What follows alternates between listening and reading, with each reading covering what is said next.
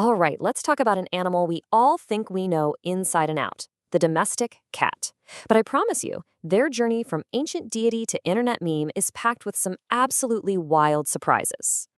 I mean, really, think about that for a second. How did this one lone hunter manage to become a global superstar? You see them everywhere, right? In our homes, on our laps, all over our social media feeds.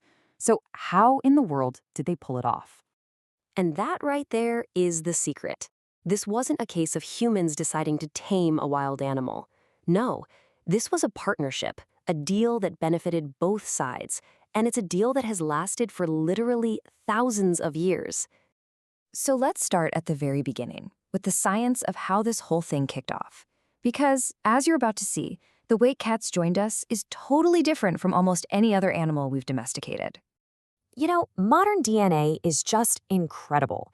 Scientists have been able to trace every single house cat on the planet, whether it's a fluffy Persian or a stray tabby, all the way back to this one ancestor, the African wildcat.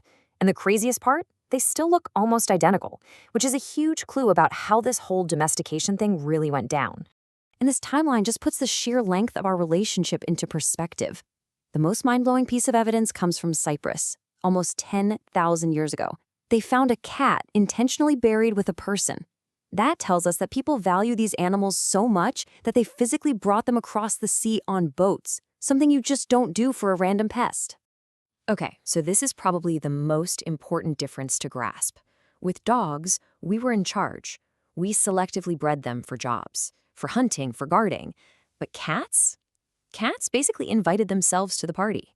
We started farming, we built green stores, and that created an all-you-can-eat buffet for mice. The cats showed up for the free food, and we were more than happy to have the free pest control. They basically domesticated themselves. Now, this unique partnership reached its absolute peak in ancient Egypt. This is where the cat went from being a humble barn worker to, well, a literal god. The Egyptians were fascinated by the cat's dual nature. You know, the gentle, purring companion one minute, and a deadly hunter the next. They saw this and basically put it on a divine pedestal. You had fierce protectors like Mafdet and the lion-headed Sekhmet. But the real star was Bastet, the goddess of home and fertility. She was so connected to the domestic cat that people believed every cat walking around was her physical form on Earth. And if you want to know just how seriously they took this, listen to this story.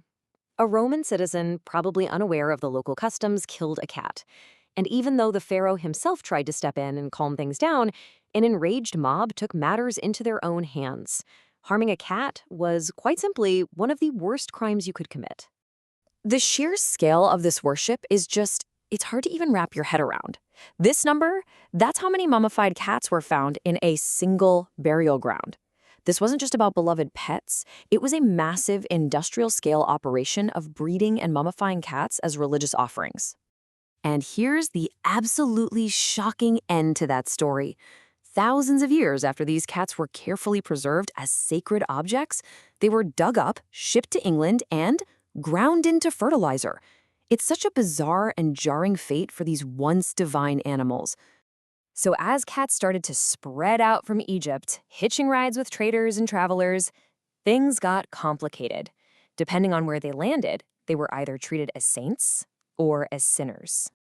In the medieval Islamic world, cats were treated with incredible respect. They were considered ritually clean animals, so they were welcomed everywhere, even in mosques. There's a famous story about one of the Prophet Muhammad's companions, known as Abu Huraira, which literally means father of the kitten.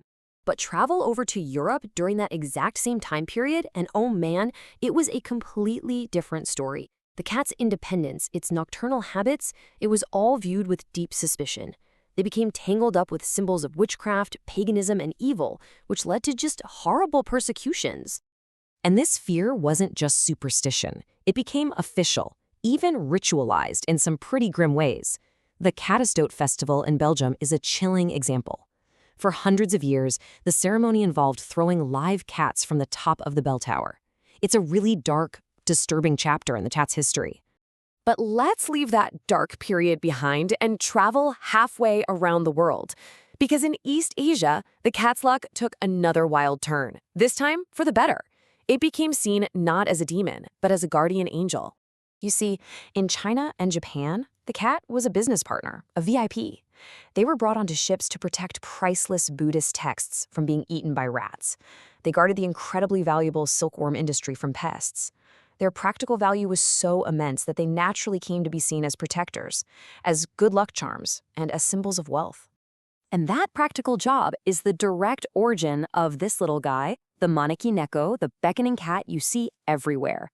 It started as a good luck token specifically for people in the silk business, but it was so popular that it just grew into this global symbol of good fortune that we all recognize today. And that brings us to the final leg of our journey, where the cat finally completes its conquest and becomes the global icon we know and love today. Now think about this. For almost all of those 9,500 years, a cat was just a cat. But then, look what happens in the last 150 years or so. An absolute explosion of different breeds. We started breeding them not for their hunting skills, but for how they look. And that shift from function to fashion really defines the cat's modern story. This special status is still going strong, especially in places like Japan. I mean, you've got entire cat islands that are now huge tourist draws. And then there's the incredible true story of Tama, a calico cat, who was officially hired as a station master and is credited with single-handedly saving a rural train line from bankruptcy. And so we come full circle. The solitary hunter that first wandered into our grain sheds all those thousands of years ago has now conquered our farms, our ships, our homes, and finally its last great frontier, the internet. It really makes you stop and think, doesn't it?